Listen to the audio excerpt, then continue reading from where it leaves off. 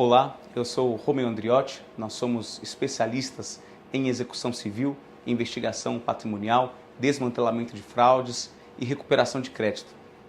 E gostaria de compartilhar que hoje o maior gargalo da justiça é, sem sombra de dúvidas, a execução civil, ou seja, a parte de cobrar dívidas inadimplidas, seja geradas em razão de contratos, condenações judiciais ou outras obrigações que gerem o dever de pagar. Segundo o relatório Justiça em Números de 2022, o Poder Judiciário contava com um acervo de 77 milhões de processos pendentes de baixa no final do ano de 2021, sendo que mais da metade desses processos, 53,3%, se referia à fase de execução. Isso significa impressionantes 41,2 milhões de execuções pendentes. Em muitos processos, isso acontece porque o devedor de má fé, ou seja, aquele que tem patrimônio para pagar suas dívidas, mas não paga porque não quer, ele possui ao seu dispor uma série de mecanismos extrajudiciais de blindagem patrimonial e grande parte desses mecanismos são muito rápidos de serem utilizados, estando a poucos cliques de distância.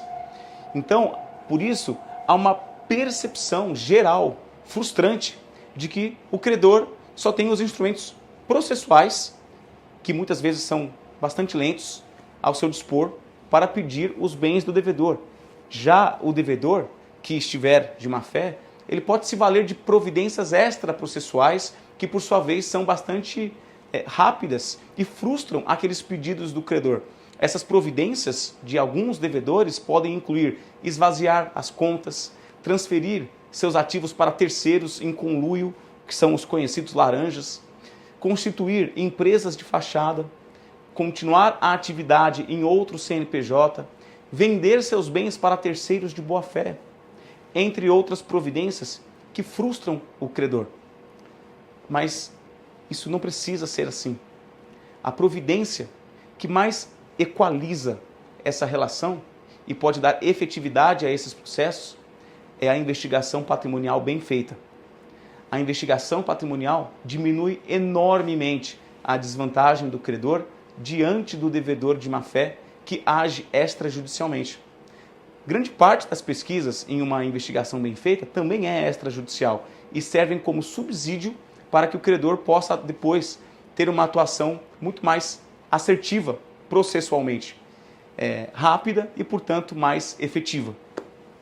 A investigação é essencial para colocar luz no patrimônio do devedor, revelar os bens penhoráveis, descobrir eventuais fraudes que possam estar acontecendo e assim possibilitar uma cobrança exitosa e bem-sucedida.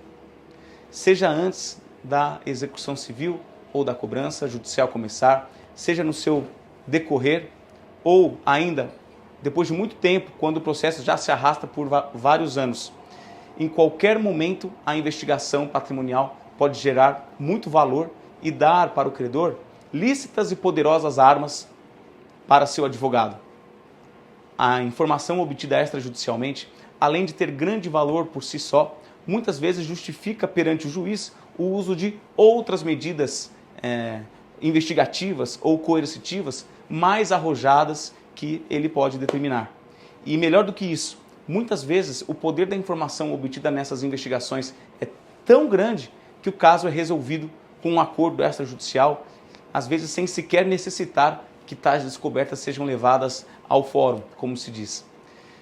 Mas é importante que a investigação patrimonial seja realizada por profissionais especialistas nisso. E isso porque ela deve acontecer de forma lícita, tendo justa causa compatível com a LGPD e somente pode ter como objeto fontes de dados públicas e abertas. É preciso saber o que fazer, onde fazer, quando fazer, por que fazer e, claro, como fazer. Nós desenvolvemos uma metodologia única de 3 etapas que dá o máximo de eficiência para as investigações patrimoniais, obtendo um maior resultado no menor tempo e com menor custo. E sempre participando o interessado e sua equipe de profissionais das decisões tomadas ao longo do caminho.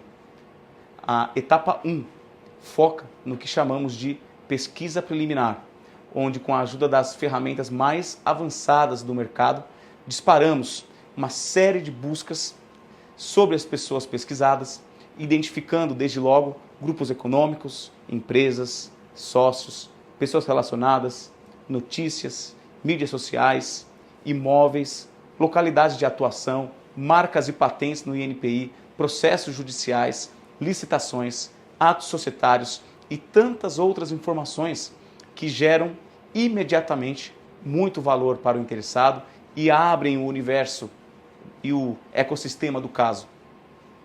Depois, a etapa 2 é focada na aquisição de documentos. Uma vez finalizada a etapa 1, são identificados uma série de documentos que precisam ser adquiridos para esclarecerem a situação patrimonial da pessoa pesquisada.